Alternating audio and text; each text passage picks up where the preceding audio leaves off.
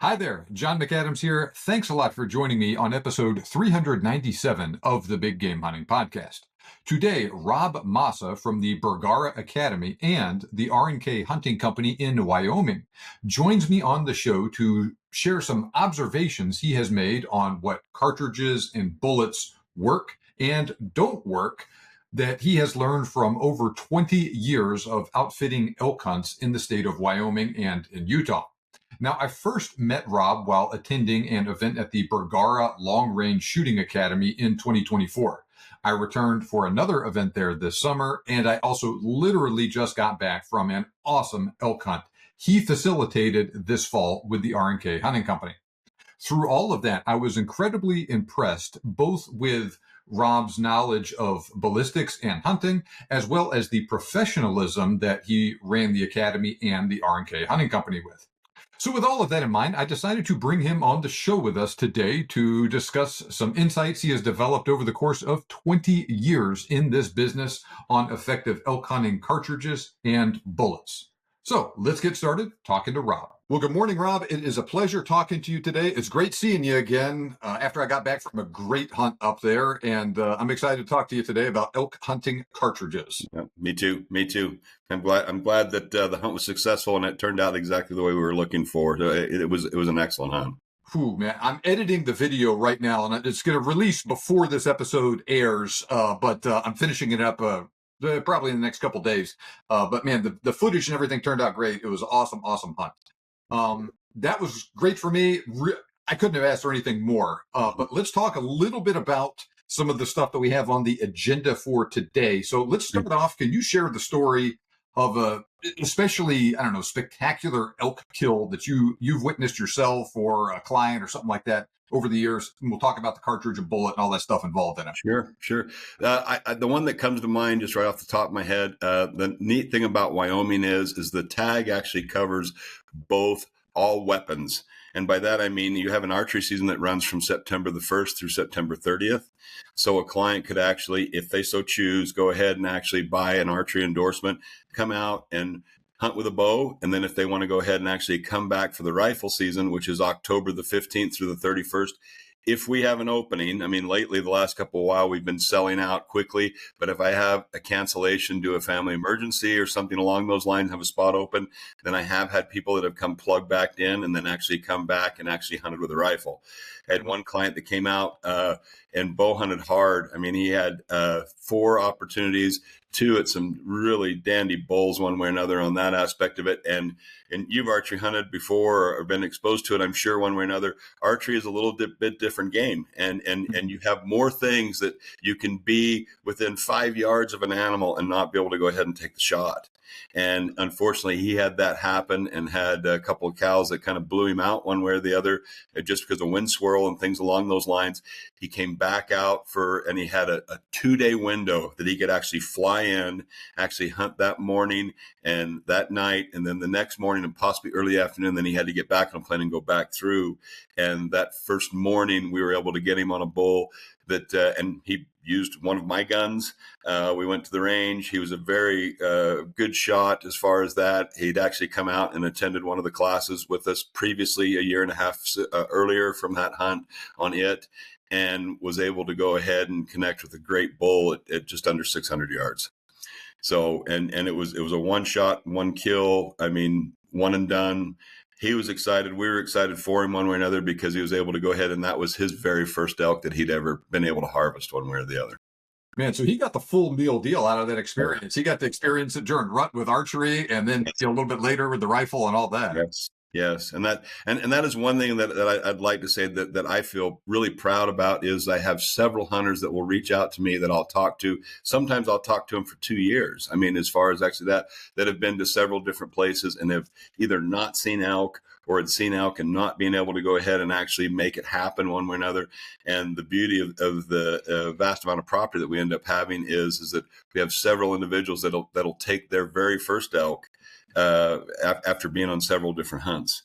And, you know, and I think that kind of attributes to the location, number one, and then also the simple fact that our guides, and you got to experience our guides as far as that, they're all very knowledgeable, and I would hunt with any of them. I mean, they're all great guys, and they know the land very well, and their end goal is to make sure that everybody's successful, and harvest ethically and cleanly. So tell us a little bit more about that rifle setup this particular guy used to kill that elk with. It was a gun that I actually built. It was in a 6.5 PRC. It was shooting a 153 grain Berger long-range hybrid target.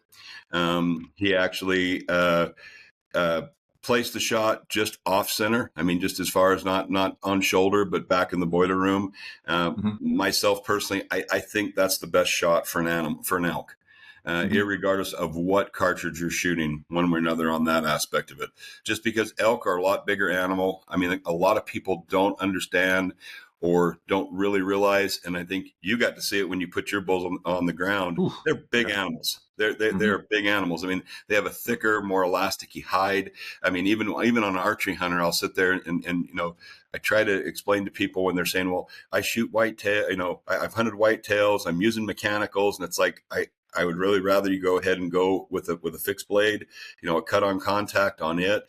I want you to be able to go ahead and pull, what you can physically pull back, with a bow wise. And it's the same thing with a gun. I mean, you want to go ahead and actually be accurate and be more and make sure that what you're putting out there is going to ethically harvest the animal more than not, because they're tough. They can take a lot before they want to come down, especially if you actually have the rut. I mean, when you came in, it was towards the tail end of the rut, as you were saying, on that aspect of it, but they're still 10 foot tall and bulletproof. And you're trying to go ahead and knock that out. I mean, Mother Nature's got them programmed to perpetuate the species, and by golly, they're going to go ahead and actually do everything in their power to protect their harem and go ahead and actually try to make that happen. And so I know you like that 6.5 PRC, and I know you like that specific Berger bullet that you told me about. So we'll talk a little bit more about that later. Hit it just behind the shoulder. Sounds like it was it a close to broadside shot with it, or was he? He was quartering away, and I personally like to go ahead and do that. I'll actually coach people to go ahead and actually aim at the off shoulder. So you've got that crossing through on that standpoint of it. So you're actually going through vitals. I mean, I have seen hits with animals that have actually had one lung taken out, and they will go for a distance. I mean, again, they're trying to survive. And, all of the guides, we'll sit there and tell you the same thing. I mean, they'll see what blood they're seeing on the ground after a hit. They'll go ahead and watch. A lot of times now with the all-in system, I mean, all of my guides actually use that. If they don't have it on a spotting scope, they've got it on a bino, so they can usually get the shot on film, which is another plus for the client. And then also the biggest advantage to it is that we can actually go ahead and go back to that shot and actually see the placement that was there. And if the animal doesn't go ahead and expire immediately or close to where we can actually see him, we know whether or not we're going to go ahead and let back away and let the bullet go ahead and do its course, or if we're going to go in after him and see if we can get him. And so this particular elk, how did he react after that shot? He fell right down. Yeah. I mean, it was done. I think like like to see. Yeah, I showed you the video of that. I mean, hey, he folded just it was done. It was over and done with. And again, I stress to people, I would much rather you shoot a gun that you feel more effective with and can more accurately shoot with the right payload than to go ahead and sit there and say that you've got to go ahead and shoot something that's, a 338 Win Mag. I mean, I've killed a lot of elk when I was hunting myself with the 338 Win Mag. It's great. It's great elk medicine, but it's a lot of recoil. And if you can't handle that recoil, and if you start getting, anticipating when you're going ahead to squeeze the trigger, you slap that trigger, you jerk the rifle tip just enough to go ahead and actually put it in the gut region or in the rear paunch or something along those lines, that animal's going to wander off and die, and you're never going to find it. And it's doing a horrible disservice to the animal for sure. So how long have you been in this business of outfitting and guiding elk hunts? Well, I've been with the R&K Hunting Company for 12 years. I guided for 7 years with them before I went ahead and actually took over the back office side of it. Before that, I was guiding in Utah, backcountry hunts. I would take a string of mules back in about 10 miles back and go ahead and actually be in the wilderness, and we'd spend 6 to 10 days back there hunting at a time. I cut my teeth guiding waterfowl in Colorado and in Utah. And so, I mean, I've been doing this for probably 25 to 28 years, probably longer than I like to go ahead and admit, because then I start to realize, yeah, the gray hairs are here for a reason. It's not because I have 5 daughters. It's because of what I've done. Now, I'll bet over that time frame, you have seen quite a bit of change in the industry with the stuff that people were commonly using when you got started versus now. Yep. So what were some of the most common cartridges and bullets you were seeing when you first got started in, say, the early 2000s? 7 mag and 300 Win mag, for sure. I mean, I had clients that would show up with like a 30-06 or a 270, and those can kill elk. I mean, I'm not saying that they can't.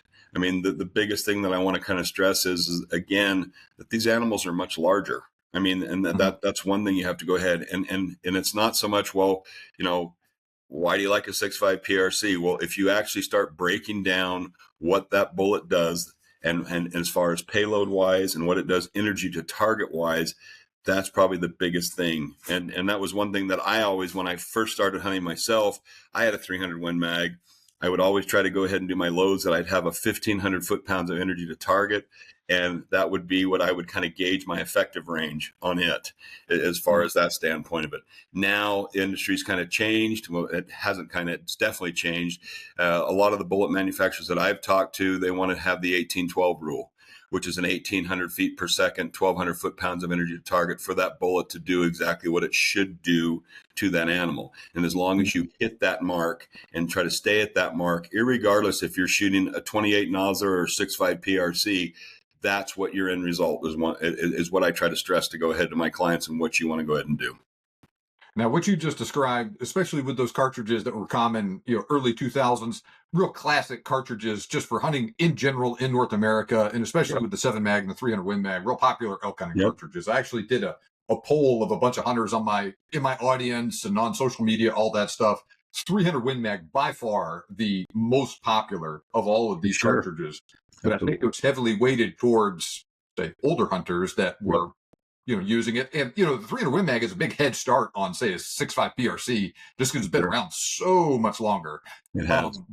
But the world has changed a little bit, and I noticed this in camp, and I'll bet you're going to tell me, I'm anticipating what you're about to tell me you're seeing a lot of now. So say, like in the last couple of years, what's real popular? 7 PRC.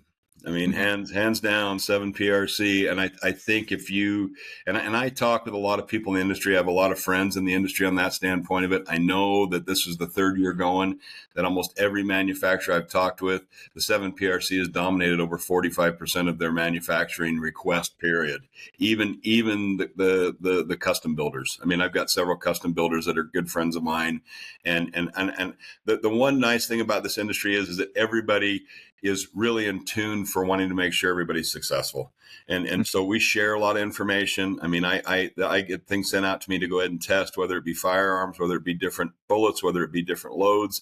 And all of those things are feedback to each company, not to go ahead and sit there and say, well, I'm the expert. It's this. It's just a simple standpoint of this is what I'm seeing. This is how it's working. This is what's not working. This is what I'm not going to go ahead and actually profess to one way or the other. I think the olden days of, a real light bullet traveling at Mach 10 is going to do more damage than a heavy payload.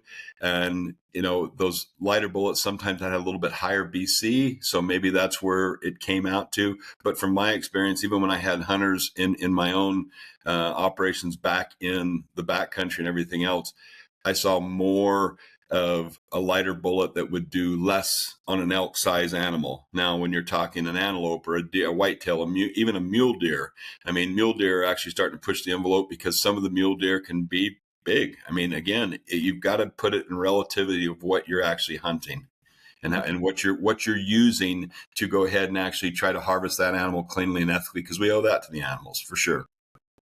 So when I was there, Mhm. 6.5 PRC was the most popular in camp, but I think a lot of that was guys using your guns Yep. that you had set up for them. Some of Yep. them, had their own 6.5 PRCs. Yep. 7 PRC right there with it, just a little bit less common. Couple guys with the 300 PRC, and then Yep. it was just kind of a smattering of other stuff. I think one guy with 300 Weatherby, 300 Win Mag, Yep. one 300 Short Mag, 128 Nosler there. But man, like those PRCs just dominated it. And I don't know how much of that is you're putting your finger on the scale a little bit with your guns and the Mhm. fact that you run that shooting school Yep. and all of that. Yep. But that seems to be a trend with those PRCs really picking up in steam. Well, the biggest thing I can tell you is for me personally on that aspect of it is right now, and I'm not going to name names as far as manufacturer or anything else from ammunition, but I can make a phone call and I can have a semi truck load of 300 PRC, 7 PRC, or 6.5 PRC, or even 6.5 Creedmoor delivered to my front door. I'm Mhm. having a hard time getting 7 mag, 300 Win mag. And so I had a gun that was sent out to me that I could actually do an interchangeable barrel system on in the 300 Win mag. And I didn't have enough time to go ahead because I've got plenty of brass.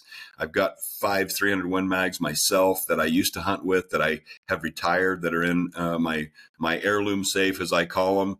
All my ultra mags are sitting there, and my 7 mag, my 300 mags are actually sitting in that also. And I've got still components that I could have built the loads for it, but I wanted to go ahead and get some factory loads to go ahead and test it. And it got to the point where it was so frustrating that I couldn't find a decent payload. I mean, I could find a lot of 150 grain or 150 or 165 grain 300 Win mag, and I wasn't really a big fan of that for an elk load. And that's why I Mhm. was trying to go ahead and test that rifle to go ahead and actually do that. I actually switched barrels and changed it to a 300 PRC, and it's still a 300 PRC to this day. Mhm. And I ran factory ammunition through it, a smattering from just about every manufacturer I get my hands on, and then I went ahead and took it one step further and did my own loads with a 230 Berger long range hybrid Tiger, and that's what that gun shoots now. I mean, religiously, and it's actually an effective gun on paper, not who's going to actually be doing it, out to 1,200 yards, delivering that type of energy to go ahead and harvest an animal. So Now, you talked a minute ago with that story that you started things off with, how you like that behind the shoulder, slightly quartering away shot yes. placement. Hmm. Um, does your recommendation on shot placement, and you said you like that specifically with the burger, does your recommendation on shot placement vary with someone using different types of bullets? Well, everybody loves to do looks at like the high shoulder. I mean, as far as that, just because of the end result on it, what I try to go ahead and stress to people is that you have to realize that high shoulder shot is going to go ahead and actually have a margin of error to if you actually do not have your range, whether it be 200 yards or whether it be 600 yards, that if you hit slightly low and you hit the center of that scapula with any cup and core bullet, I don't care who's manufacturing it right now, Mhm. 99% of the time, what's going to happen is that bullet's going to go hit that scapula. It's not going to break it because it's so thick. So you're going to have a superficial wound, and that animal's going to run off and probably die of gangrene in 3 to 6 months. I Oh, mean, geez. it's just the nature of the beast. I mean, and I've seen it time and time again. Again, I'm not. I don't want to weigh the fact that I'm a bullet engineer or that I'm a ballotician by any way, shape, or form. I'm just going off of what my experience has been with clients, what my experience has been personally. I mean, I'm not perfect. I mean, I've had Mhm. wound losses myself. I mean, it's a part of hunting. It makes you feel bad one way or another just because you put that much effort into it and you're not successful. But it makes me feel even worse because again, it's respect for the animal. Mhm. If you're going to do it, you should do it the right way. If I mean the solid coppers, I mean, and there's several manufacturers that are out there. Barnes being the original one to come out with it. I think that from my standpoint of it, that's been the only bullet that I've seen a true center shoulder shot on an elk that has actually done what it should be doing. The Mhm. disadvantage to that is usually the BC of those bullets does not allow you to really take that to a distance. And Mhm. I think as you saw when you came out, you sometimes have a shot that is a little bit further than what Mhm. you're used to taking. And it's not that it can't be done with the right equipment and the right technique by a shooter. And I'm not talking like 1,000, 1,200, 1,300 yards. I mean, I stress in the class, and I try to do my own self, that I will practice. I have my private range is 1.5 miles. I have 100-yard targets all the way out to 1.5 miles. And I try to go ahead and practice at 1,000 to 1,200 yards, and go ahead on a good day will stretch out further, so that my shots from 700 and in are just like a cakewalk. Mm-hmm. And again, it's just putting in the time and practicing with the gun. What sort of shooting conditions, especially distance, are, say, 80% of your elk hunters dealing with on these hunts? I would say on a natural base, and we'll have a hunter meeting before we go ahead and actually do anything with that, and we'll talk with introduce them to their guides. The guides and then we'll go ahead and have a talk. I've usually had talks with them when I go ahead and book them, and they'll ask me, what should I practice with or anything else. I try to tell them to go ahead and actually plan on 500 yards and in. If the client gets there and says, I only feel good at 400 yards and in, well, then after that, that's going to go ahead and actually have we're going to do everything we can to get you that shot at that range. Mm-hmm. But I try to stress to people, if you have the ability to go ahead and practice that, please go ahead and do that for sure. Mm-hmm. Yeah. So it seemed like there was a lot of guys shooting stuff at, say, 200 to 500 yards on this something. So a couple longer, a couple real close. But that 300 to 400 yards seemed to be kind of the sweet spot for most people. Right. And if you can practice at that and feel confident that, then anything below that should be money. I mean, you should feel very confident on taking that shot. So now you have, you have a big affinity, it seems like, for the Hornady ELD match bullet and the Berger bullets, and you've mentioned the long range hybrid target bullet from Berger a couple of times. Is that your favorite Berger bullet for use on elk?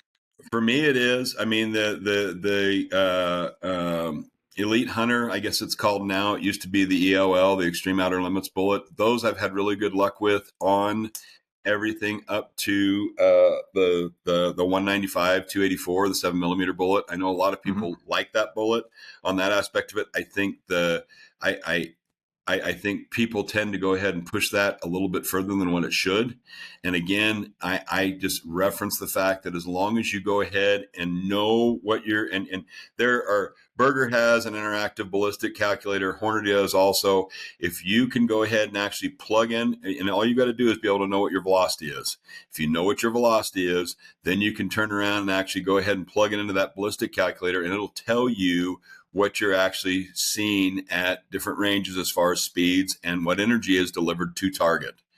It's another reason why, I mean, I think a cheat code, and not to go ahead and plug anybody, but I have to use it because I've been using for the last 3 years, is that Sig Sauer 10K binocular, the 8K handheld, because that screen that actually is in that will display what gun you're shooting, and then it'll also go ahead and display what energy and what feet per second are at the range you're taking at that time.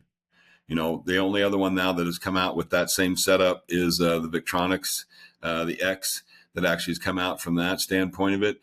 Again, there's a lot of good binos out there. I mean, I love the Zeiss LRFs on it. Revik actually makes a really good one also on it.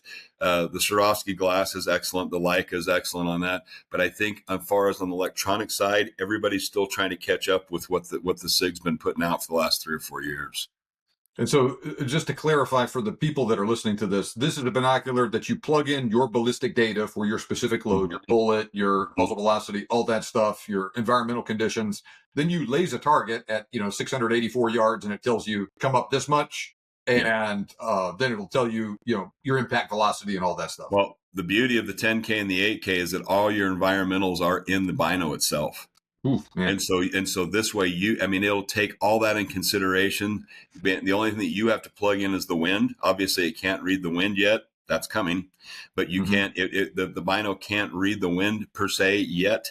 And so you plug in what wind, and again, the wind is an estimate. I mean, and in the class, we go over that on how to go ahead and teach that and try to go ahead and give the best. I mean, your best wind call 9 times out of 10 is your first shot. And so, I mean, you try to do everything you can to go ahead and actually get the best that you can do with it. And again, with an elk, you have to realize that behind that shoulder, you have a 24-inch circular that as long as you're close to center on that, and if your bullet is doing what it should be doing, you're going to harvest that animal. That's going to be a lethal hit. Where a mule deer, it's 18 inches, a whitetail is 15, an antelope is 12. I mean, these are all things you have to go ahead and kind of look at on what you're actually going after and what you're trying to accomplish when you're going to that animal to go ahead and harvest it cleanly. Now, are there specific cartridges and or bullets that when someone shows up with them on a hunt, you're like, oh man, this person is, we're probably going to have a long hunt with this person? Well, it's gone to the point where it's not a long hunt. It's like we have the discussion and say, you know what, this isn't going to work. And we need to go ahead and decide something else. I had a client that showed up 2 years ago with a 6.5 Creedmoor. And I think the Creedmoor is a great round. I think you have to understand that irregardless of what bullet you're using, I mean, you have to go ahead and have a bullet that is actually going to do it, whether it be an ELDM or an ELDX in the Hornady line, an Elite Hunter or an ELDM on it. Some of the 142 AccuBond long ranges, or I mean, another one, I'm just going off of the 6.5s that I can think of off the top of my head. But I tell all of my guides that it's a 500-yard and end gun.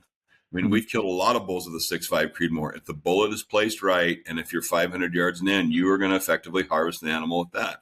But he showed up with a true Full Metal Jacket, 140 grain, and his explanation to me was, and let's kind of put this in perspective here.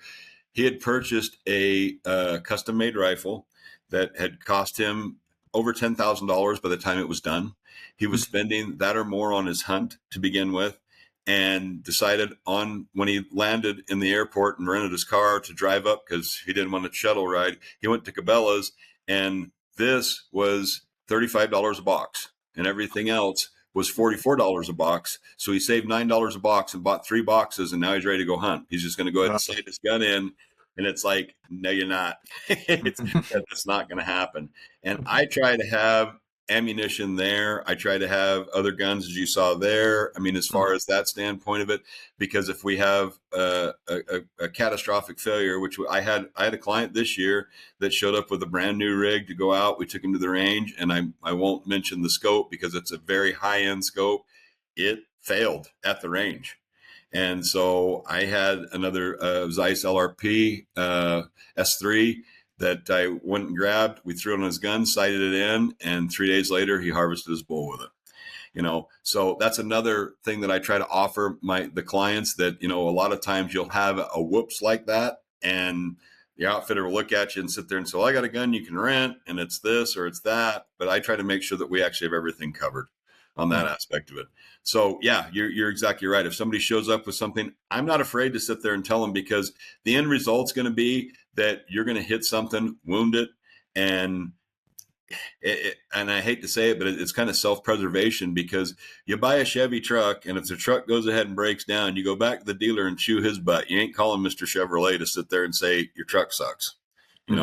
So if somebody's at my ranch and they go ahead and have an issue with it, it's going to be my fault. It's not going to be the fault of the gun. It's not going to be the part of the ammunition. So I want them to have the success, not only because they've waited a long time to go ahead and do this, but I also don't want to have an issue on my personal side of it, from that aspect of it too. Yeah, definitely.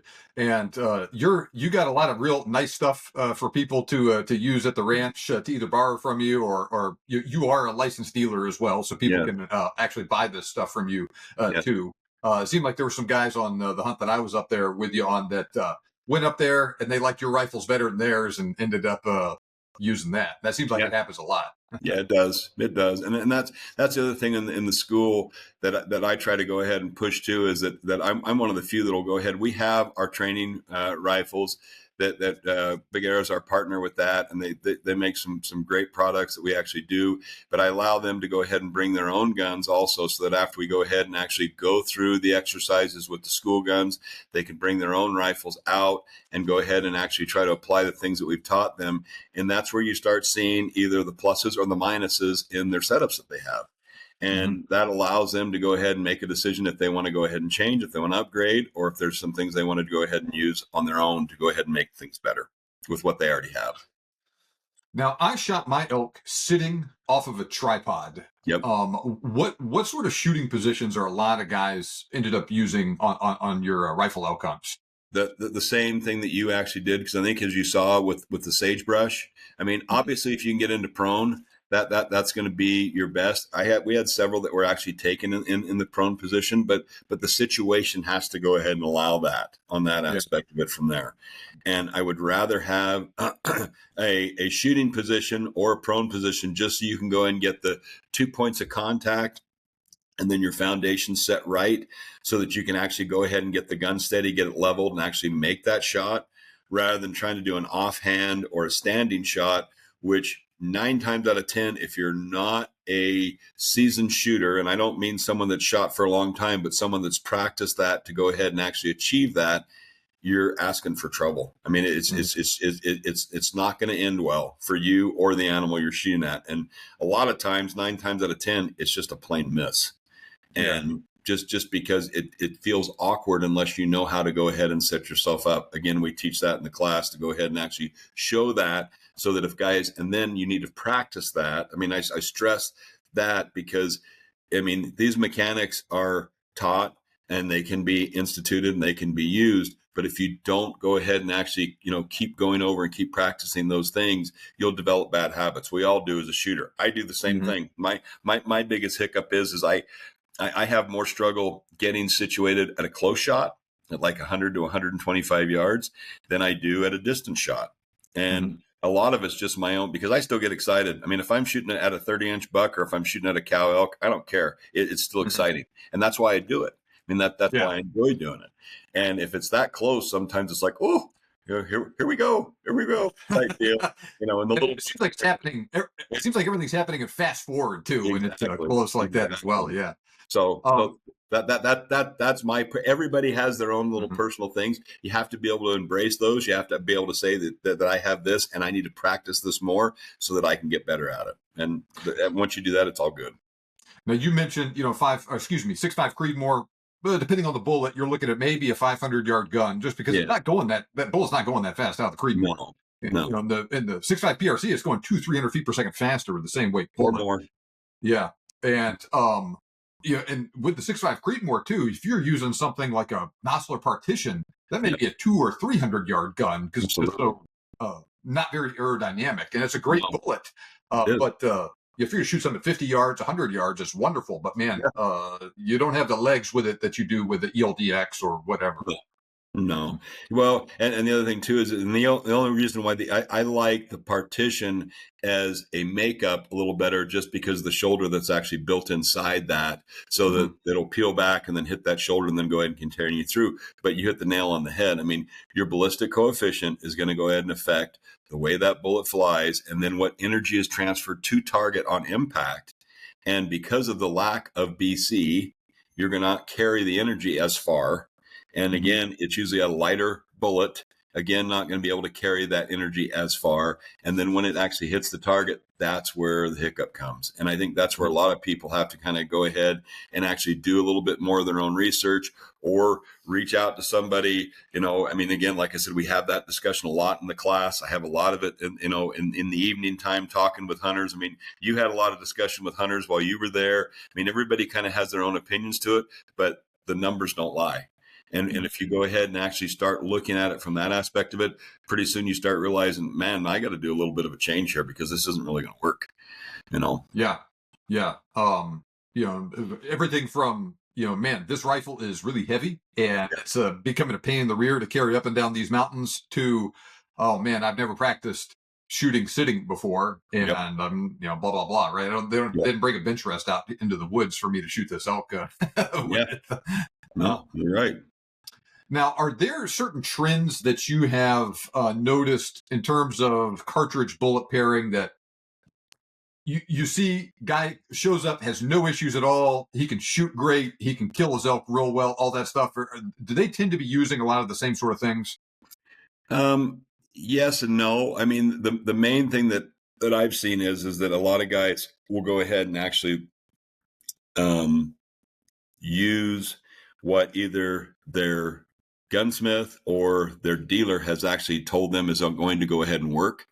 Mhm. And I try to stress to them, kind of do your own research. I mean, it's like anything in this world these days. I mean, I can tell you the moon's made of cheese, but if I don't serve it on a cracker, how do you know that's the case? Mhm. And I think that's one thing that I really admire on what you do. And you and I have had discussions on that. I mean, you've sent me pictures of different stuff that you've done with ballistic gels and things like that. I mean, when you came up with the load that you'd come up with that shot the best out of your gun to go Mhm. ahead and actually harvest your elk with, I hadn't been able to play with that. I mean, back in the day, because when I first started my original school several years ago, Remington, Big Green was a big player in every way, shape, and form. I mean, as far as ammunition wise, as far as gun wise, as far as everything else before they went through their bankruptcy and all that. And their ammunition, honestly, I mean, yeah, the core lock, the deadliest mushroom in the woods. I mean, you can go ahead and go from that standpoint of it. But a lot of your shots with that bullet was anywhere from 50 to maybe 100 yards if you're lucky, Mhm. and it did great with that. If you started putting any distance behind it, that's where you started to see where that bullet really fell short. And Mhm. especially on bigger animals, it kind of fell short. So the new Remington that's out now, and I've heard a lot of great things about their ammunition. I mean, and I think you experienced with that. I mean, your shot, and I don't want to, tout and give the plus side out of your video out, but your end result with what you had with your bullet was amazing. I mean, as far as what it did, I was very impressed with that.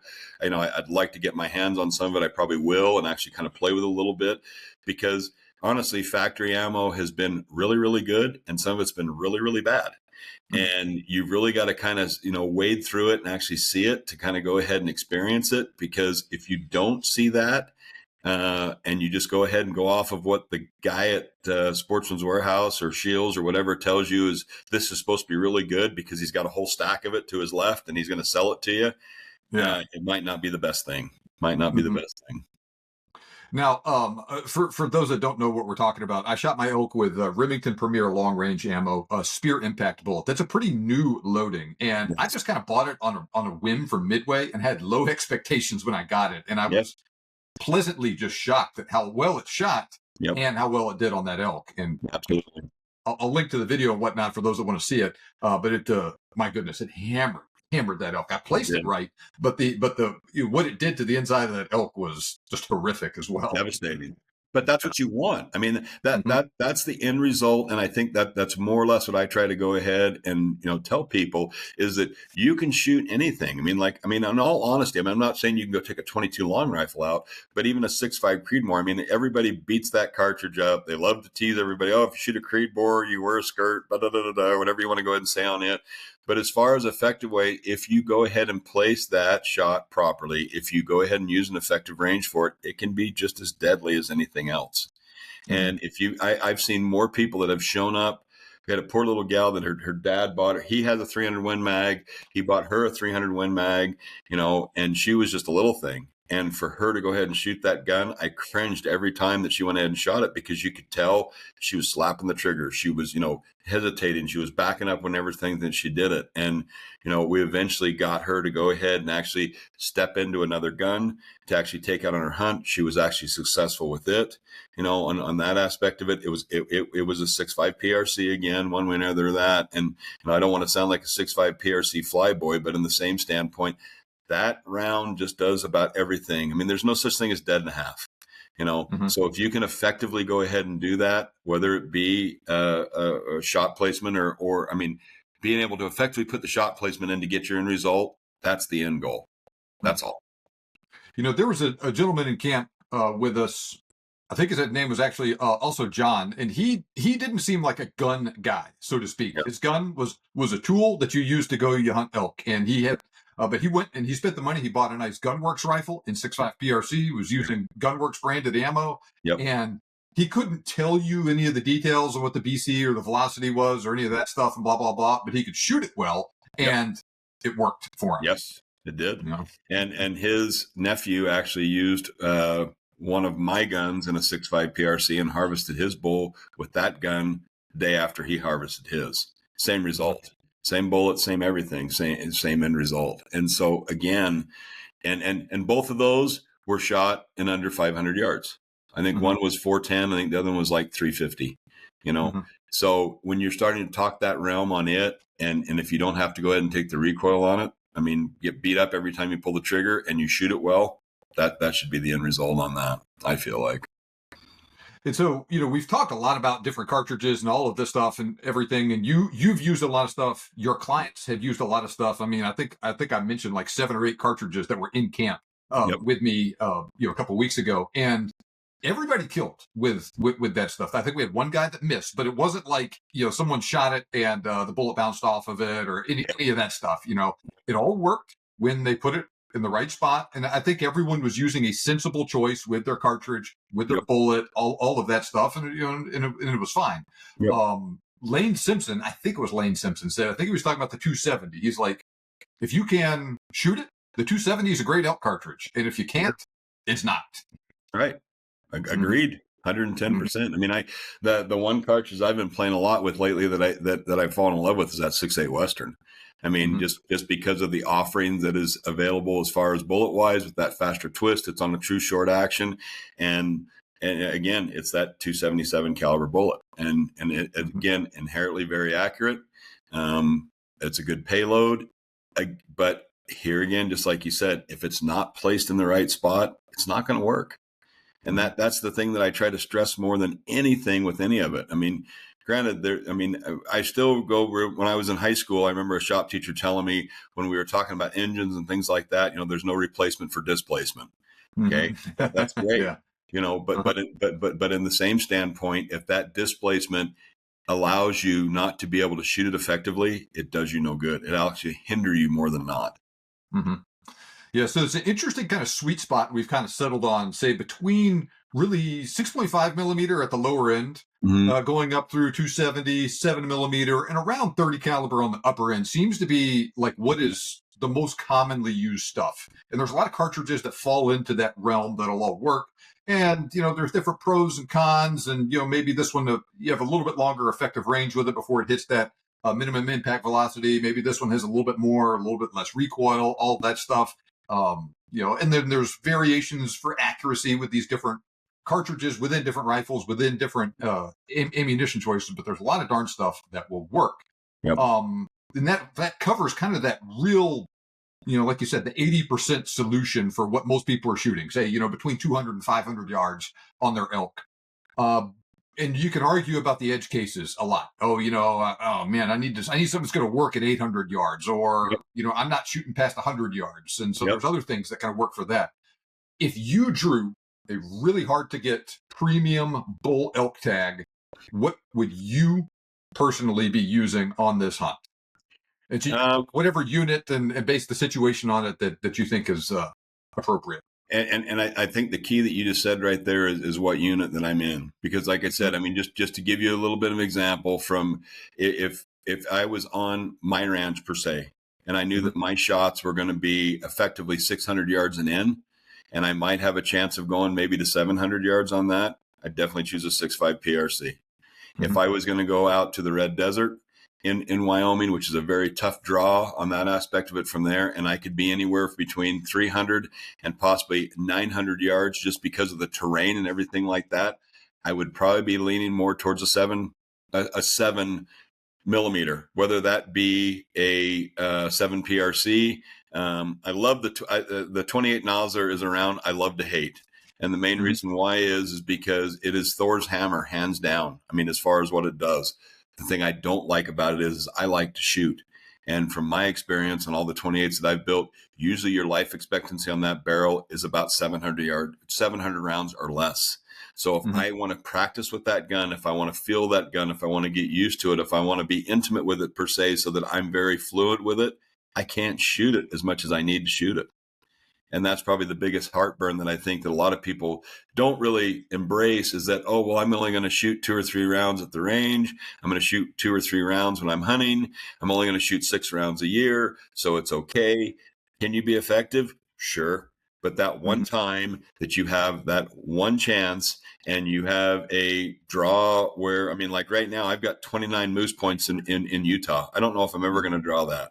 But if I go ahead and draw that tag, I'm going to make sure that I have something that's going to be capable of effectively taking that animal and that I feel comfortable behind, so that there's no questions. I can cross out more of the variables and actually make sure that I feel as confident as I can when I take that shot, whatever it is. And so you draw that red desert tag, Yeah. for instance. You're going to use a 7 millimeter, 7 Red Mag, 7 PRC, 28 Nosler. What Mhm. bullet do you think you're going to be using? I'm gonna probably be using what I feel the most confident in, which is going to be either an ELDM, or it's going to be a Berger. I mean, just because me personally, I've had the best on that. Now, that's not saying Sierra with their new Game Changer bullets. I've actually had a couple of those that I've run through the 6.8 Western and 175 grain. I've been super impressed with that as far as what it does accuracy wise. I've never killed anything with it. I'm hopefully going to do that with some of the cow hunts that I've got for myself this year, to go ahead and try to play with that. Berger also makes a 170 that I've actually loaded in it right now. I had 2 clients that actually used that gun that effectively and efficiently harvested bulls with that. I was very impressed with what I saw it did on animals. The one shot was like 230 yards. The other shot was just under 400 yards, and it was one and done, fold up and be, say goodnight, Gracie. I mean, that's that. Again, that's what you're trying to go ahead and do. The other thing is that all of those ones that I mentioned, except for the LDM and the LDXs, are you have to hand load them. And that's got to be another thing you have to go ahead and do with it. And that was one thing that I liked about, with the round that you were using. It is something that someone can go ahead and purchase. And if you're not going to go ahead and want to go down the rabbit hole and get all the equipment and go through, sometimes it's a headache, and it's a labor of love to go ahead and find a load that's actually going to be tuned that you can actually load. And you just want to be able to buy something that's effectively done. And I try to stress in the school and with the clients that I actually talk with that are coming out to hunt with us, try to buy a full case of ammo, at least 5 boxes, so you have that same lot, so that if you can have the consistency with that load, and if you've got the consistency of it and you can practice with it and you can go from there, then effectively you're going to be more efficient and actually be better across the board. Now, you have, mentioned, you've made no secret of your affinity for the ELDM and the different Berger bullets and Yep. whatnot. And I know you take a lot of shots at longer range with these bullets, where they are, you're maximizing the strengths of them. They're high BC. Yep. They operate very well at a lower impact velocity.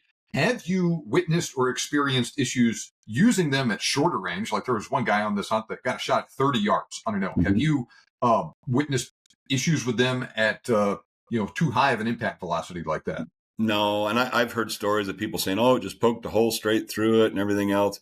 And I would love to see where they actually hit the animal at, because if they hit it slightly back, and if you hit it like through the paunch, where you could take a liver out, which is going to still be a lethal shot, you have a lot of soft tissue there. I mean, the bullet is going to effectively do about the same. I mean, a lot of things you have to realize is, as far as my understanding, like on the LDM versus the LDXs, you're looking at basically a slightly thicker copper jacket on the LDX. Your tip's the same. The metallurgy is still the same as far as actually how it's composed. The presses are basically the same, the way that they're actually built. The thing I like about the M's versus the X's is that you have a higher BC and a heavier payload. You have the Isaac Newton theory of once a body's in motion, it's easier to keep in motion. So it's going to carry energy further. It's going to go ahead and be more effective as far as actually ballistically going down range. And you're going to deliver that energy to target. And so I have not seen that myself, on that aspect of it being close. We had one gentleman that killed a great bull. Shooting a bullet that was at 35 yards. So the animal tipped over and died right there. And it was a vital shot, and the energy was transferred from it, and it did a lot of damage on the interior of that elk, when they went ahead and took him apart. So again, that's the end result. But if you have a poorly placed shot, you could have the best bullet in the world, and if you hit it wrong, it's not going to do it. Now, I am 100% in agreement that a lot of cases of bullet failures are actually poorly placed shots. Oh, I shot the animal and it ran off and I never found it, so it must have blown up on the shoulder or whatever. You're just taking a wild guess at that, right? And so actually proving what happened is difficult like that. You have to actually kill and recover the animal to really see, and then actually look at the vitals and see what happens to do that. Now, I personally have never killed anything with a Berger or an ELDM bullet. I want to change that. I just haven't gotten the opportunity to do that yet. Sure. When I shoot, especially the ELDM into ballistic gel versus the ELDX, it'll make a wider wound, but not penetrate quite as far as the ELDX will. But that fits with what we're talking about with the thicker jacket and whatnot. Right. Now, I know there's different Berger bullets and there's different models of the Berger bullets. It seems like among the community of people that like Berger bullets, there is quite a bit. Everyone seems to like, I like this one, but not that one, and this one, but not that one, and all of that. And the different bullet weights and the different types of Berger bullets in different calibers. It really seems like there's a lot of variation on which ones work or which ones people like and which ones they don't like. Yeah. And it seems like a problem with them that I've heard anyway. When I shoot them into gel, sometimes this happens with some Berger bullets, not with other ones, where you have a very long neck. They advertise it goes 3 to 4 inches, then starts to tumble, breaks apart, makes a massive wound. That's great when that happens. I've had them go 12 to 18 inches in gel before anything happens. I've heard of that happening on animals as well, sometimes with some Berger bullets and whatnot. I actually had a friend with a 195 EOL in Colorado last year. He hit the spine of the animal and ended up dropping it there. But he said that like just a little tip of the bullet broke off, and he said you sent me a picture of it. Like the whole thing was almost intact. And so it looked like it performed like that, where it didn't do much. It just happened to hit the vitals or the perfect spot on it. What distance was that at too? I think it was at about 500 yards, and at that range out of his rifle, it was still well above 2,000 feet per second when it hit. So it wasn't going too slow. Right. And see that's funny you mentioned that too, because like I said, the 195 is one I don't like. The VLDs. I had one of my clients that I actually was severely frustrated with because I actually made I called a bull from 1.5 miles away. I mean, I actually filmed the whole thing. I mean, I could see him bugling, but I couldn't hear him. And I was still doing a real hard estrus call. And he was actually, got interested and left his 4 cows, walked within 190 yards. The client was shooting a 300 Ultra Mag with a 200 grain VLD bullet. And I told him when the bull was coming in, I said, stay off the shoulder on that. I said, go ahead and put it behind it. And we were having an argument through about how he had killed a bear earlier and he knew that this bullet was going to work. And, when he bought this gun, the gun maker told him that this was the ammunition he was supposed to use and everything else. And I'm still trying to give him this explanation while still try to call this bull in and still actually try to make it all work. Anyway, the bull popped up at 197 yards from where I ranged it. He center punched it in the shoulder. The elk bled for 30 yards. We never recovered him. Oh, geez. The next morning, his partner did the exact same thing at 100 yards with the exact same bullet, hit it dead square in the shoulder. It didn't bleed at all. We had 2 drops of blood, and we never recovered that one. Okay. Now, I know a lot of guys that actually have killed with the VLD and love the VLD again, and no harm to my friends at Berger on that aspect of it. It's just some things will work. I mean, it's just like a car. I mean, the Ford Pinto, if you remember that one, was a dog, but the Ford Mustang is a stallion. I mean, just because one doesn't work from a manufacturer or somebody's had experiences the other way, this is why I try to stress to people: please go ahead and do your own research and kind of play with it. But honestly, just to your point, the 195 EOL is EOL or now Elite Hunter. I even in my 28 Nosers, I'll load the 180 long range hybrid target or the 190 long range hybrid target and hunt with that over the 195s. That's just me. Do you know what the practical difference is between those bullets other than their weight and BC? Honestly, I do not. And I probably should do a little bit more research on that. All that I'm going off of, like I said initially, I'm not a ballistic engineer. I'm not a ballotician. All I know is what I've seen in the field and what works. And I've seen that have more. I've seen a lot of them that have killed well. I mean, as far as actually, it did exactly what it should be doing. But if all the success stories, I've seen that many unsuccessful stories with that particular bullet. And that's why I kind of steer away from it on that aspect of it.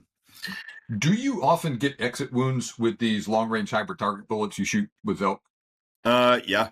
I mean, I will get them again, depending on where you're actually hit at. I mean, it's just like, what you mentioned from the friend of yours. I mean, it broke the spine. So the animal basically went ahead and went down. But as far as actually doing it, and again, it depends on the animal. I mean, but as far as with the elk size of an elk size animal on it, I've had exit wounds and I've had the bullet just be just underneath the hide on the opposite side. I mean, if you read anything and from what is being taught, supposedly that is the best way to judge performance of a bullet, because then this way they're actually shown that it's exhausted all of its energy, and so it's done everything that's there. I personally like to go ahead and have a punch through. I mean, I like to have it do enough damage so that I've got a blood trail on both sides. And I know, I mean, it's like buying a 3/4 ton truck to pull my 18-foot camp trailer. I mean, I probably don't need it, but if I've got it there and I can effectively shoot it, then why not have it? Okay. All right. Very, very good. Can you share another interesting, can you share another interesting elk hunting story as we wrap up this part of the interview and move on to other things? You got a story of someone maybe that struggled and ended up being successful. Yeah. I mean, and a lot of times you have to realize too, that's the one good thing I feel like on our camp is that everybody talks. I mean, as you saw when you came back in, I mean, everybody's either telling the horror stories of the bull that, that didn't give them a shot, or they went out and didn't see anything that day. And then the next day they might all of a sudden run into 150 head, from dawn till dark, one way or another. It's like, I don't know where they came from, but all of a sudden there's elk everywhere and this and that and everything from that standpoint of it. And I had a client that actually went out opening morning. He actually went ahead and actually took a shot at a bull. The bull kind of jerked for some other reason. He actually hit it a little bit far back. Did not recover the animal. The animal ran off. And we have a wound loss policy, on the ranch, that once you go ahead and draw blood, that is your animal. That you're more than welcome to hunt for that animal for the rest of the time. Well, he persevered and went ahead and went through for the rest of the hunt. And then at 3:00 in the afternoon, the last day, that bull materialized again, and he was able to go ahead and get a good shot on it. And he actually harvested it and went from there. Wow. Yeah. Man. And so that was attributed, I feel like, to his perseverance and his guide's perseverance not to go ahead and give up. And I try to tell that story to clients when we've had that, because every year we'll have wound losses from time to time on those. And, it may not actually go ahead and happen that way. I had another client, a lady that actually hit a buck on day one. And we looked for that buck for 2 days. And then he actually showed up on another spot on the other side of the draw that another hunter was hunting. He went and harvested it. We went down and verified that was the deer that she actually hit. And then because that deer was harvested, she was able to go back out. And then the last morning she took a really nice buck, and folded him up like a bad habit using one of my guns. She actually felt like that hers was a little bit weak. And then the next year when she came out and elk hunted with me, she had a different rifle, just because she felt like that, she didn't have confidence in the gun that she was using before. It wasn't that it wasn't adequate. It's just the simple standpoint. She felt better with a different setup, shot it well, and executed her shot after that. And again, she's the one that's got to pull the trigger, or he's the one that's got to pull the trigger. You've got to have confidence in what you're doing. And if you don't have that, it's not going to work. Now, we've kind of danced all around this subject in this interview, but you are an elk hunting outfitter. I hunted with you.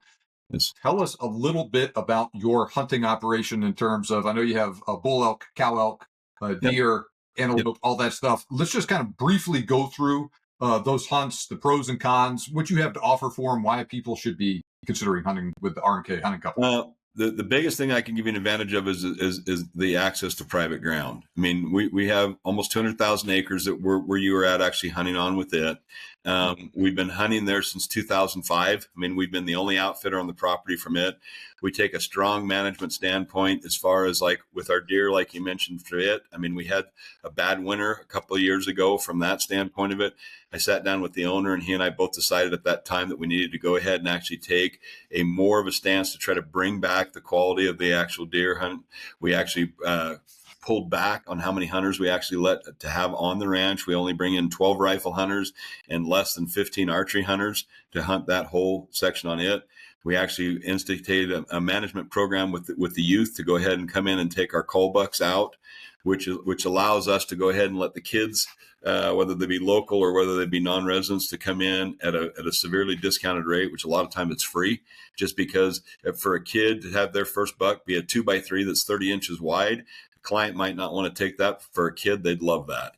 So this way, I don't want that deer to go ahead and be my dominant buck in that particular drainage. So we need to go ahead and move him out and let the genes not be taken from that.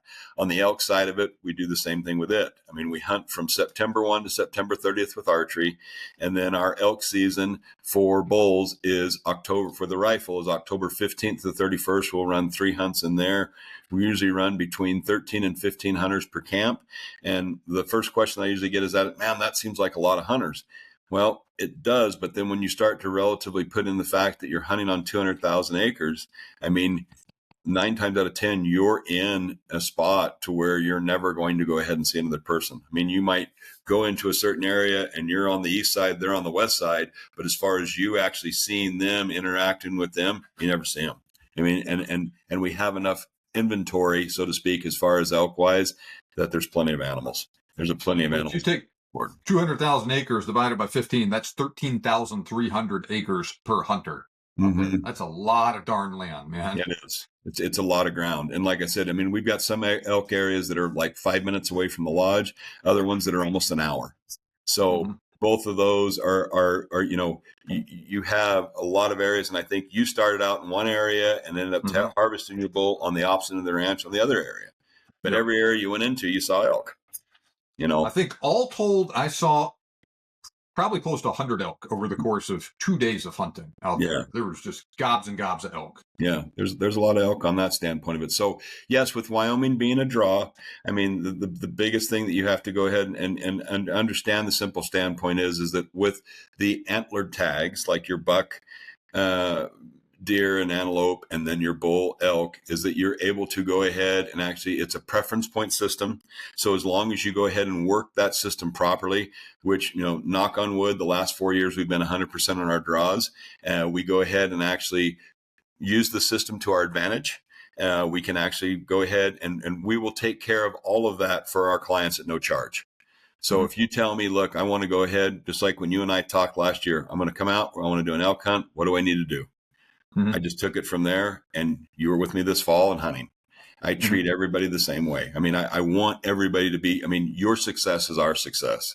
So it does me no benefit to go ahead and go through the process, because with elk, we have to apply. Like right now, I've only been home for 3 days. My wife is super supportive on everything that I'm doing one way or another on that aspect of it. But I have a small list of honeydews that I need to go ahead and that I've been trying to knock out one way or another on it. Once I go ahead and get that done, then I will start gearing up to try to go ahead and get everything set up so that by January 31st, I'm applying everybody non-resident wise. Then we find out June 18th to June 20th who went ahead and drew. And so it's a one-time shot.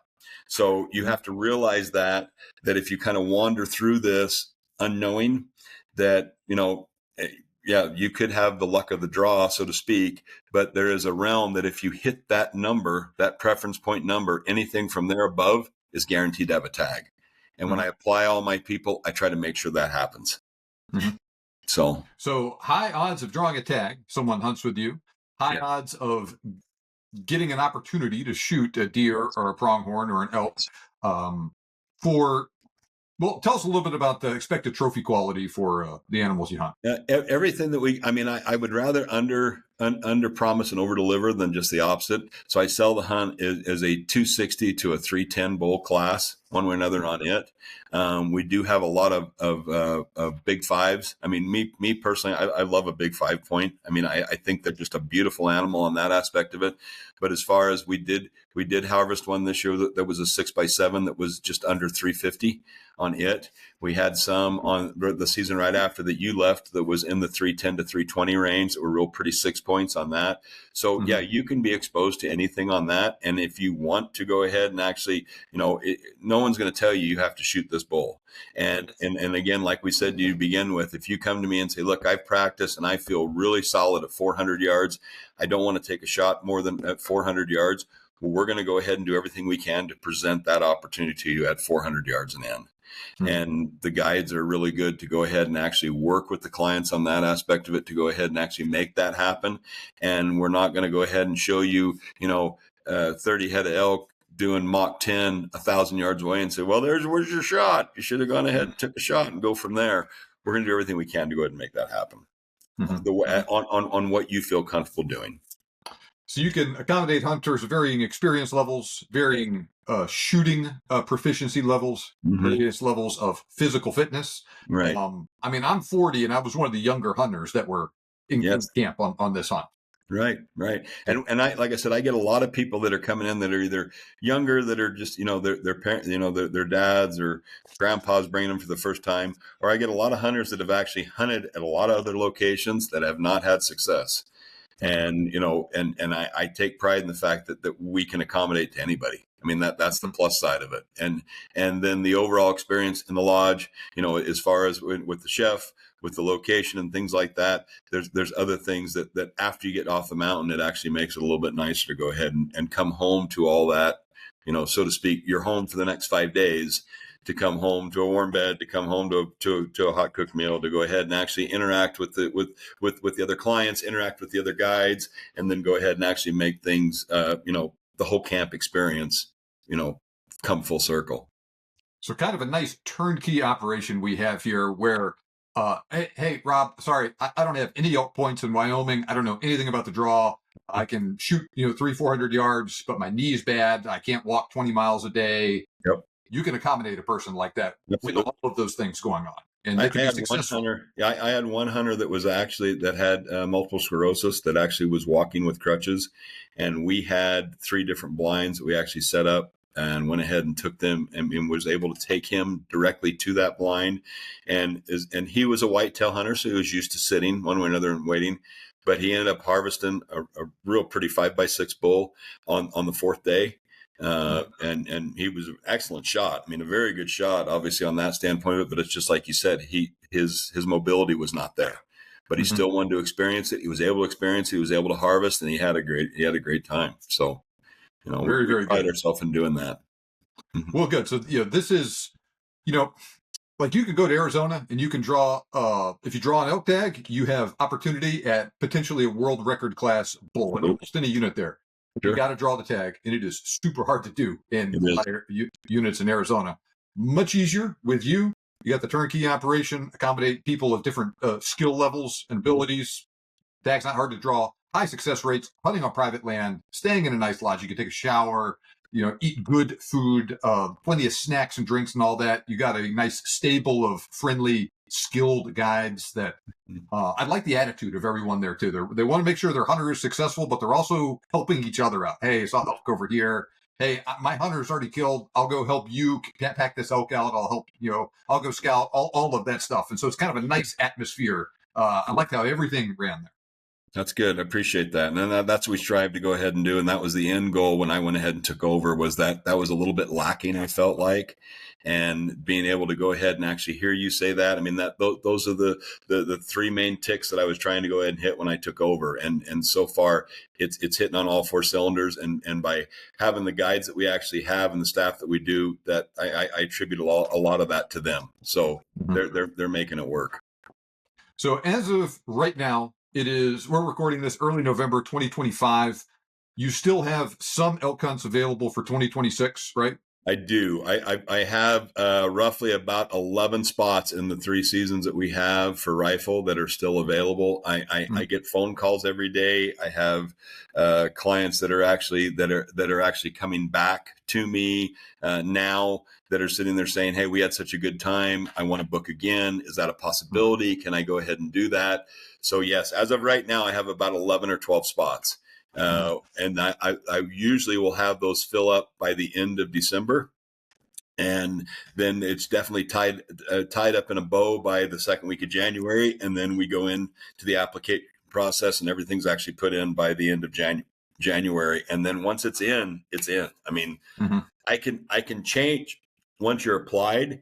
but I can't go ahead and add somebody after that January 31st date as a non-resident. A resident has until May 31st to put in, but a non-resident's January 31st. That's your cutoff date. For cows also. I mean, if you want to do a cow hunt in Wyoming, we do offer that, but again, it is a draw only on it. That also has to be applied by January 31st. So if that was something that you'd want to pursue on it, then we could talk about that and then make sure you're applied by January 31st and go from there. So the rifle elk hunts are in October. The cow elk hunts are what months?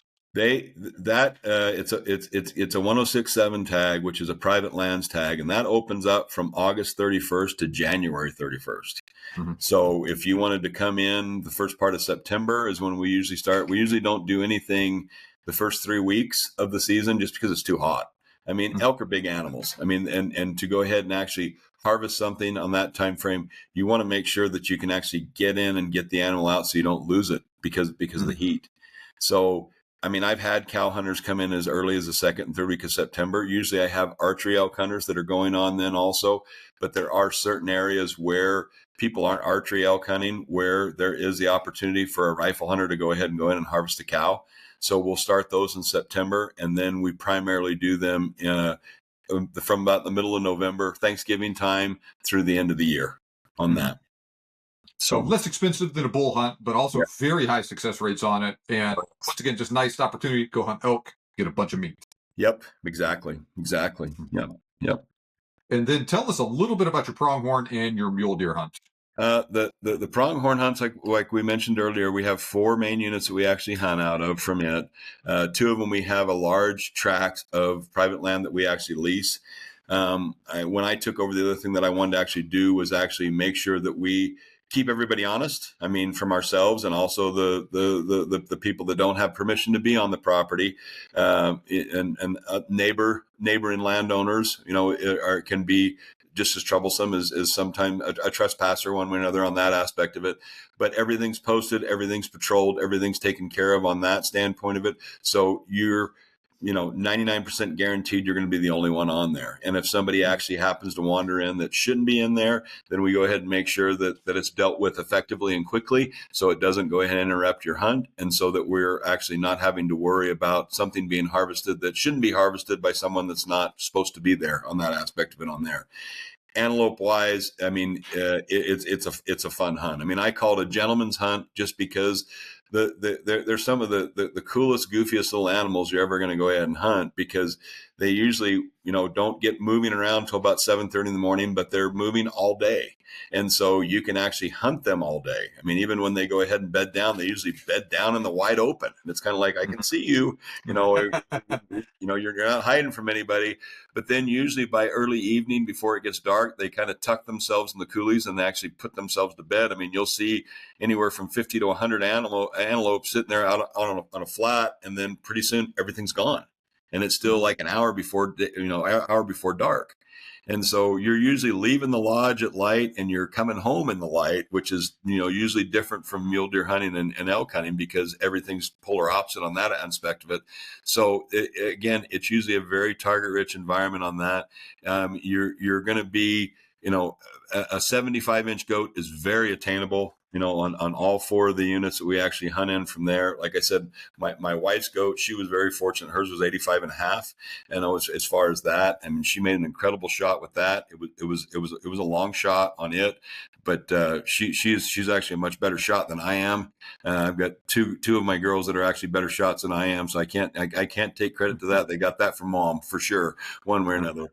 But she made an incredible shot on him and was able to harvest a beautiful goat on that aspect of on that. But we had seen 2 others before she decided on him. She liked him because he was scarred up. He'd been a fighter. He was a scrapper. He had a cut ear. He had a big scar across his bottom of his jaw that he got hooked by another goat on that. And she just liked his character, and that's why she wanted to go ahead and take him. So on that aspect of it, you can go ahead and go and have a great opportunity as far as antelope wise on a lot of ground. And again, because we have so much ground on that, with that, you're not running into people, even hunters in camp, which is nice. I mean, you could be in the same area, but you're going to be on different sections, and there's a lot of antelope on that.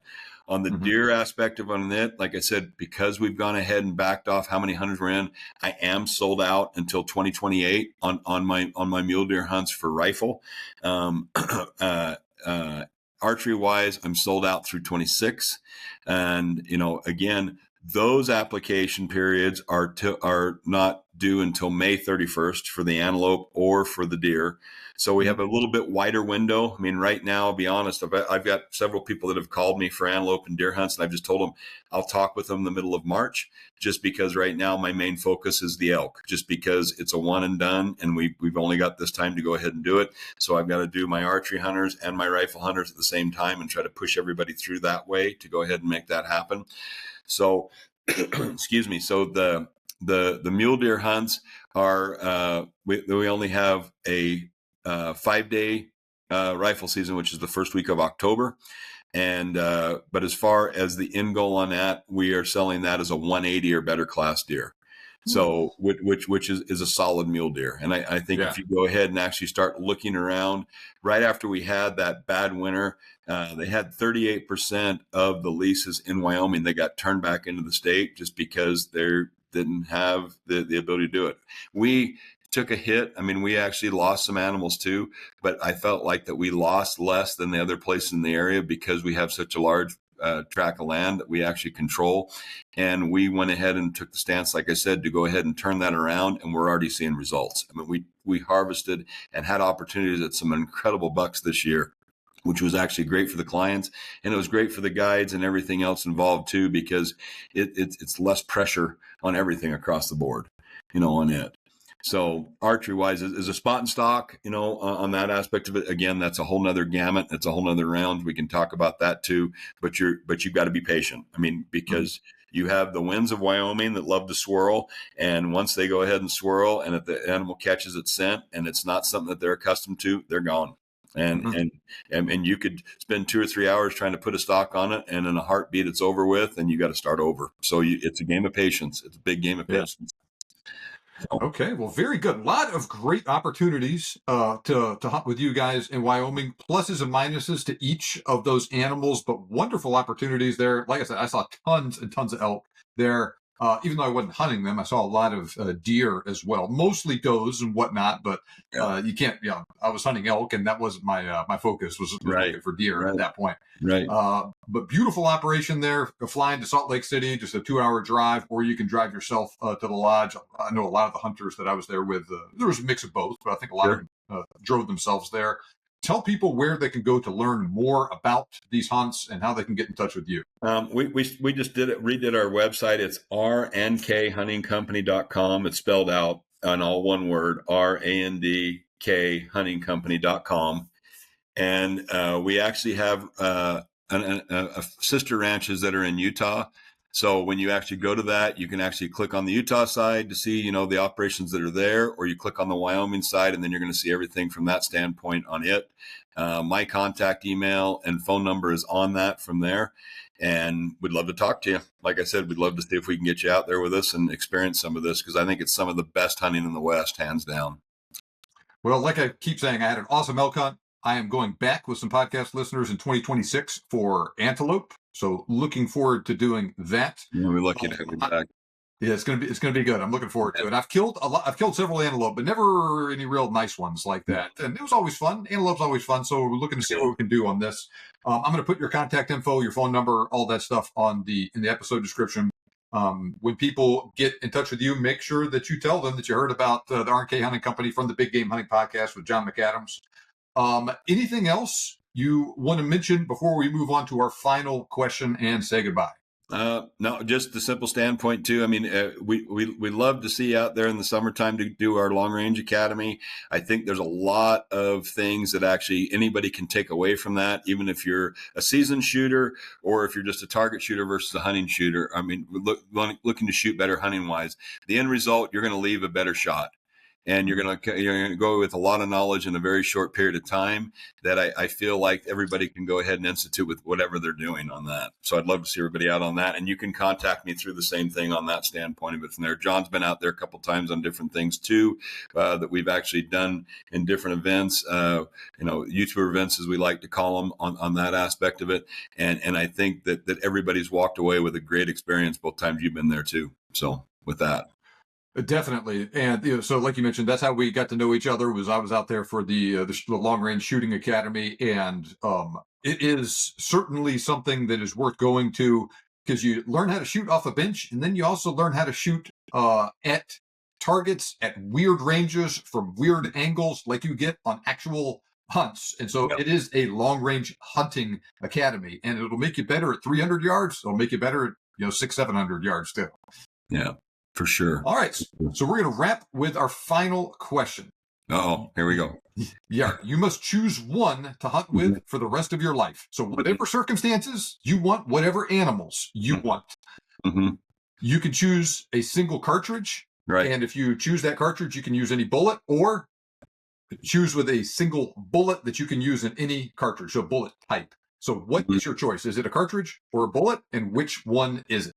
The cartridge, I'm going to probably, if I've got to do a coverall paint all, it's probably going to be a 284. Even though I love the 6.5, I've got to, if I've got to go ahead and actually have something that's actually going to go the range on it. And as far as bullet type, I'm going to be using the highest BC and the heaviest payload that I can actually do with that bullet. That the gun, whichever gun is going to be, is going to go ahead and shoot it accurately. Because at the end of the game, I don't care what the manufacturer is. If the bullet does not go ahead and perform accurately to begin with, and actually has a payload to deliver that energy, you're wasting your time, hands down. So you said a 284. Which specific one are we going with? We got to nail something down. 7 PRC, and the main reason why I say that is because it has just got so much support, and you're going to go ahead. I mean, I do a lot of hand loads. I mean, as far as that, I use ADG brass. I mean, Peterson brass I've used before. Lapua brass. Lapua is finally catching up. They're going to be coming out with a 7 PRC brass offering after the first of the year. I'm excited to go ahead and actually play with those and actually see how it does, because like I said, that whole family, Vita Vore powder is actually what I primarily use with my hand loads on it, just because it's so clean and it's so effective.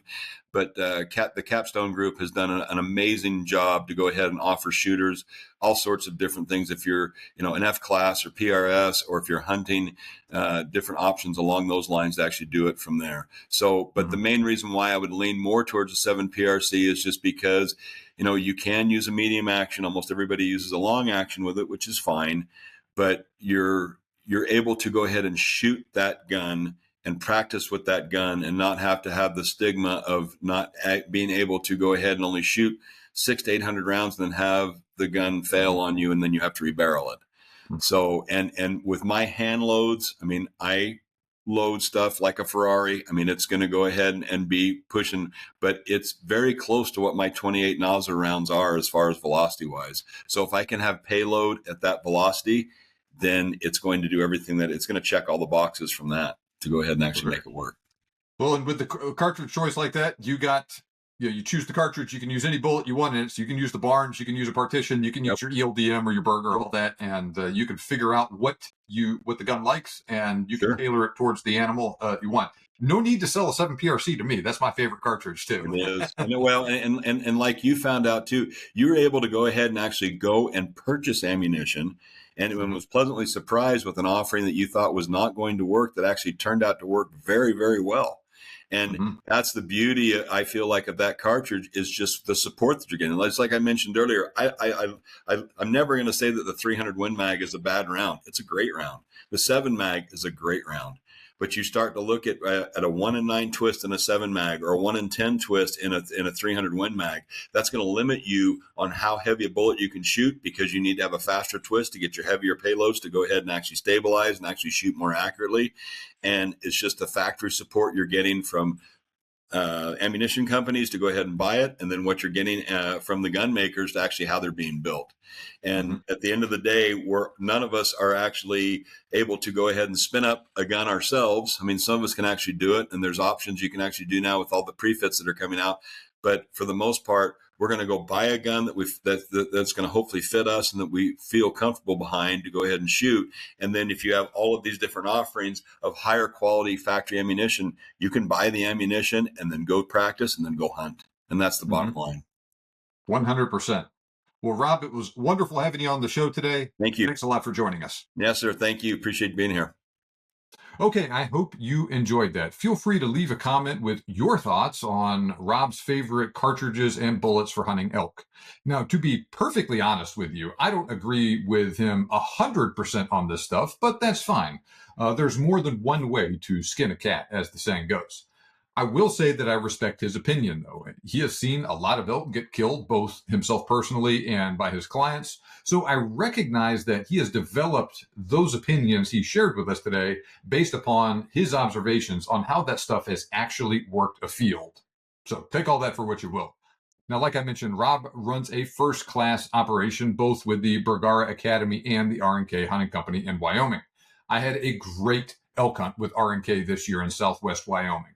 I share the details of that story in episode 396 of the Big Game Hunting Podcast. I have also posted a YouTube video of that hunt. Links to both of those are in the episode description. I highly recommend checking them out. And yes, I am booking deer, elk, and antelope hunts starting in 2026 for the R&K Hunting Company in Wyoming. And as a matter of fact, I am returning in October of 2026 for an antelope hunt with a couple of podcast listeners. I do still have a little bit of space left as I record this. Email me, john@thebiggamehuntingblog.com for details if you're interested in joining me. I have put a link to the R&K website and Rob's phone number in the episode description. Get in touch with him if you are interested in booking a deer, elk, or antelope hunt in the near future. And when you do that, tell him I sent you. I am also happy to discuss things in more detail about this outfitter. If you have more questions before booking, email me, john@thebiggamehuntingblog.com. I'd be happy to answer all of your questions. Remember, you can make your dream hunt turn into a reality, and we can help. Thanks a lot for listening. I'll see you back here next time on the Big Game Hunting Podcast.